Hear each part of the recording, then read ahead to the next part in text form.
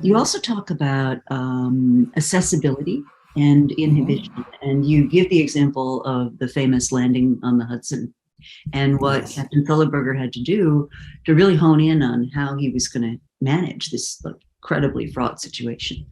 Just for those that may not be familiar with the story, if there's anybody who isn't, there was a plane taking off from, I guess, from LaGuardia, and a flock of geese flew into its engines, and basically the plane stalled out. There was no power, and Sullenberger had to make a decision as to what he was going to do next. And there really wasn't a playbook for this. No, in fact, the checklist that they're supposed to follow assumes you lose engine power at 20,000 feet. And he was in, the low thousands. Um, and, this is a tough decision in any case.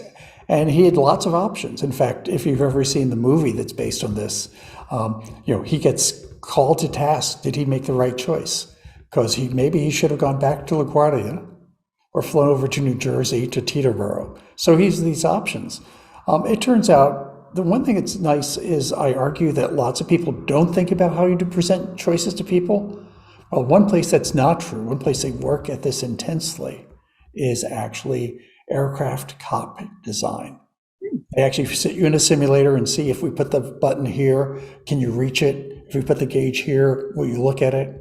And it turns out they developed a gauge that essentially made it very easy for him to do the one thing he had to do, which is get the plane at the right angle, the nose at the right angle, so the plane would fly as far as possible. And that freed him up because then he could think about things. This is sort of the idea that memory is really important for decision making. And he said, I've been to the Intrepid Museum. If you've been to New York, the Intrepid Museum is this aircraft carrier that's in the mid 40s.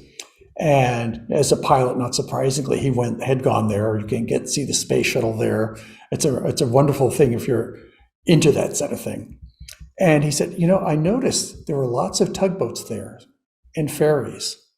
And in fact, the police have their essentially entire marine facilities right there. And that let him think, it's 42 degrees outside. It's 90 degrees outside. The water temperature was 42 degrees. I got to get these people rescued if I do a water landing very quickly. I'm going to put the plane down there. So the gauge being right gave him the ability to think about this past experience and put the plane in probably the one place he could on the Hudson that would ensure everyone was off that boat in a very short period of time.